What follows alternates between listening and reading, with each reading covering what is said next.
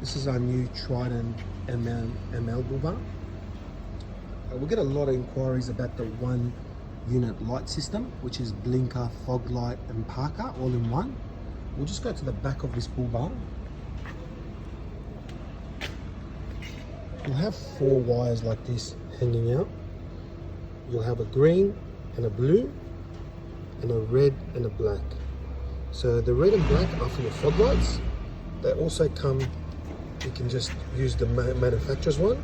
You've also got, for the fog light, you've also got the ability of just hardwiring it. You would need to connect the black even if you don't want to use your fog light, even if the car, so some models, for example, like the Hilux SR5 do come with fog lights. The SR doesn't. For that, the earth, even if it's not SR5, the earth must be connected. You have also here, which is your blue and your green and your blue. The green is for your parker, so your parking light, and the blue is for your blinker.